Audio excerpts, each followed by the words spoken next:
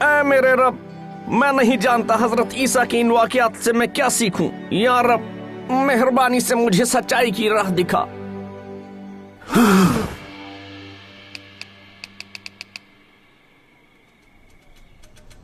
میرا خیال ہے کہ میں نے علی کو واٹس ایپ پر کبھی ایموجیز استعمال کرتے نہیں دیکھا۔ یہاں تو کوئی عجیب واقعہ رونما ہوا ہے یا پھر ٹیکنالوجی نے اس تک رسائی حاصل کی ہے۔ میں تصور کر رہا تھا کہ علی یا تو ہمیں دوبارہ حج پر جانے کے لیے قائل کرے گا یا پھر موسیٰ کے والد کے پیسے نکلوانے کے لیے پوچھے گا اور اس سے ہماری مدد بھی طلب کرے گا۔ میں تو یہ سوچ رہا تھا کہ علی شاید ہمیں بٹھا کر بتائے گا کہ وہ بری طرح کسی کے عشق میں مبتلا ہو گیا ہے۔ تم کسی خاموش مصری گلی کی طرح صحیح نہیں لگ رہے ہو۔ میں حضرت عیسیٰ پر ایمان رکھتا ہوں۔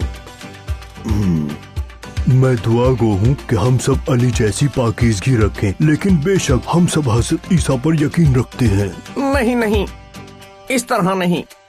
گزشتہ رات مجھے خواب نظر آیا، لیکن وہ صرف خواب نہیں تھا۔ چند خواتین مسالہ جات لے کر قبر کی طرف جا رہی تھیں۔ جب وہ وہاں پہنچی تو فرشتہ نے کہا، تم زندہ کو مردوں میں کیوں ڈھونڈتی ہو؟ وہ یہاں نہیں ہے بلکہ زندہ ہو گیا ہے۔ پھر وہ تمام واقعات جو ہم پڑھتے آ رہے ہیں میرے ذہن میں گھومنے لگے۔ موزانہ پیدائش، مفلوج آدمی، صلیب، اور پھر میں نے اسے دیکھا۔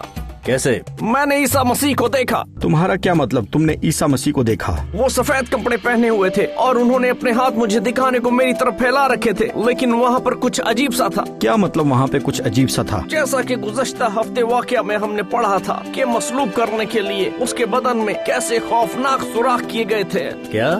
اور وہ مجھ سے بات کر رہے تھے۔ انہوں نے کیا کہا؟ علی میرے پاس آؤ۔ ہم حضرت عیسیٰ کے بارے میں بہت سے واقعات پڑھتے ہیں، تو پھر اس میں عجیب بات کیا ہے کہ تم نے اس طرح کا خواب دیکھا؟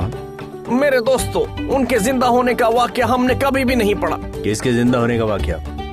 میں الجھ سا گیا ہوں۔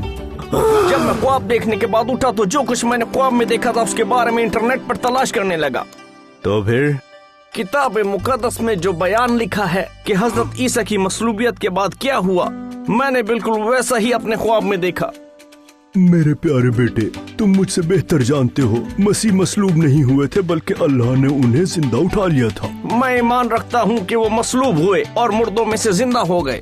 یہ واقعہ کہاں درج ہے؟ یہ لوکا کی انجیل 24 باب میں لکھا ہے۔ انجیل شریف بتاتی ہے کہ جیسے ہی دو عورتیں مسالہ جات لے کر قبر پر پہنچی، انہوں نے قبر کے پتھر کو لڑکا ہوا پایا اور پھر انہیں سفید لباس میں دو فرشتے ملے اور وہ ڈر گئیں اور زمین پر گر کر انہیں سجدہ کیا۔ اور پھر اسی طرح جس طرح علی نے خواب دیکھا، تم زندہ کو مردوں میں ڈھونڈتی ہو، وہ یہاں نہیں ہے، وہ تو جی اٹھا ہے۔ وہ بات یاد کرو جو اس نے تم سے اس وقت کہی جب وہ گلیل میں تھا، لازم ہے کہ ابن آدم کو گناہگاروں کے حوالے کر دیا جائے، مصلوب کیا جائے اور کہ وہ تیسرے دن جی اٹھے۔ اللہ نے ایسا کیوں ہونے دیا کہ ایک نبی کو گنہگار آدمیوں کے ہاتھوں قتل ہونے دے اور ان کے مردوں میں سے جی اٹھنے کا مطلب کیا ہے؟ وہ تمام وعدے جو اللہ نے آدم اور بی بی ہوا اور انبیاء سے کیے وہ تمام سچ ہیں۔ گناہ کا مکمل خاتمہ کیا اور اب حضرت عیسیٰ بطور بادشاہ ہمیشہ زندہ ہے۔ یہی معافی اور رہائی کا منصوبہ ہے۔ علی، آدم اور ہوا سے شروع کر کے اللہ کے تمام لوگ اللہ کی تعظیم میں اور گناہ کے نتائج کو مٹانے کے لیے مختلف قربانیاں گزرانتے تھے۔ گو کہ وہ گنہگار تھے لیکن قربانی کے ذریعے سے لوگ اللہ کے ساتھ اپنا رشتہ بحال کروا لیتے تھے، اور پھر حضرت عیسیٰ آئے جو قربانی کا کامل متبادل تھے۔ اس سارے وقت میں پروفیسر صاحب کے چہرے پر عجیب سی خاموشی اور مسکراہٹ قائم رہی۔ پروفیسر صاحب، علی کے خواب کے بارے میں آپ کی کیا رائے ہے؟ میں کئی مہینوں سے دعا کر رہا تھا کہ تم حضرت عیسیٰ کا اپنی زندگی میں شخصی طور پر تجربہ کرو، اور میں نے خاص طور پر علی کے لیے دعا کی تھی۔ کیوں؟ تم نے کیوں ایسی دعا کی؟ کیونکہ میں چاہتا ہوں کہ تم بھی اللہ کی ان تمام برکات کو حاصل کرو جو میرے پاس ہیں۔ غور سے سنو، جو ہی عورتوں نے سنا کہ یسوع جی اٹھا ہے تو یسوع نے اپنے آپ کو شاگردوں پر ظاہر کرنا شروع کر دیا۔ مجھے تو اس کی سمجھ نہیں آتی، اللہ کیوں ایسا ہونے دے گا؟ ابھی اللہ کی برکات کہاں ہیں؟ السلام علیکم۔ یہ کیا؟ یہ تو روح ہے۔ تم کیوں گھبراتے ہو اور کس واسطے تمہارے دل میں شک پیدا ہوتے ہیں؟ میرے ہاتھ اور پاؤں دیکھو کہ میں ہی ہوں، مجھے چھو کر دیکھو۔ بالکل علی کے خواب جیسا۔ میں ایمان رکھتا ہوں جیسا کہ میں نے گزشتہ رات واقعہ پڑھا اور مجھے باقی تمام پڑھے گئے واقعات بھی یاد آ گئے، اور وہ تمام وعدے جو اللہ تعالیٰ نے کیے مجھے یہ محسوس ہونے لگا کہ وہ سب ہمیشہ سے سچے ہیں۔ پھر یسوع نے ان سے کہا، یہ میری وہ باتیں ہیں جو میں نے تم سے اس وقت کی تھی جب تمہارے ساتھ تھا، کہ ضرور ہے کہ جتنی باتیں موسیٰ کی تورات اور نبیوں کے صحیفوں میں اور زبور میں میری بابت لکھی ہیں وہ پوری ہوں۔ اللہ کی کہانی۔ پھر عیسیٰ مسیح نے ان کا ذہن کھولا تاکہ کتاب مقدس کو سمجھیں۔ یوں لکھا ہے، مسیح دکھ اٹھائے گا اور تیسرے دن مردوں میں سے جی اٹھے گا، اور سب قوموں میں توبہ اور گناہوں کی منادی اس کے نام سے کی جائے گی۔ اللہ کا منصوبہ ہے نجات، مکمل معافی، یہ صرف مسیح سے ممکن ہوئی جو کامل قربانی ہے اور جنہوں نے گناہ کے سب نتائج اپنے اوپر لے لیے۔ میں دہرائے دیتا ہوں کہ یہ ایک گاڑی کے حادثے کی طرح ہے، جو نقصان ہمارے گناہ کے باعث ہوا تھا، حضرت عیسیٰ نے اس کا پورا ہرجانہ ادا کر دیا۔ ان کے پاس ہمیں معاف کرنے کا بھی اختیار ہے۔ جیسے میں نے پہلے کہا، یہ مکمل تصویر دکھاتا ہے۔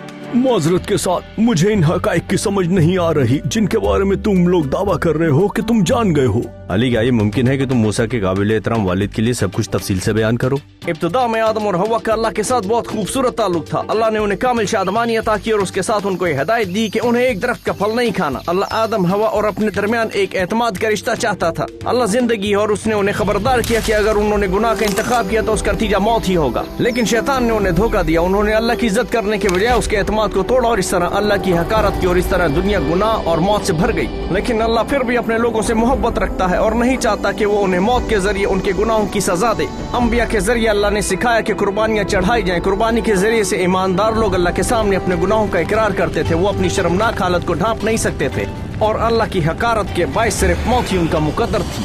جانوروں کو اس کے نتائج کا سامنا کرنا پڑتا اور ایمانداروں کو معافی نصیب ہوئی۔ لیکن انبیاء یہ جانتے تھے کہ جانور گناہ کے اثرات کا مکمل فدیہ ادا نہیں کر سکتے اور اللہ کے ساتھ رشتے کو مکمل طور پر بحال نہیں کروا سکتے، لہٰذا انہوں نے اس بارے میں پیشن گوئیاں کی جسے اللہ بھیجنے والا تھا، یعنی عیسیٰ مسیح، جنہوں نے مکمل طور پر پاک اور بغیر گناہ کی زندگی گزاری، جنہوں نے دکھ اٹھانا تھا اور سب لوگوں کے لیے جان قربان کرنا تھی۔ وہ بطور بادشاہ جی اٹھے اور لوگوں کا اللہ کے ساتھ درست رشتہ بحال کرنے میں کامیاب ہوئے۔ اور پھر سب کچھ ٹھیک ہو گیا، بالکل اسی طرح جیسا حضرت آدم اور بی بی حوا کے اللہ کا اعتماد توڑنے سے پہلے تھا۔ میں ان سب کا حصہ کیسے بن سکتا ہوں؟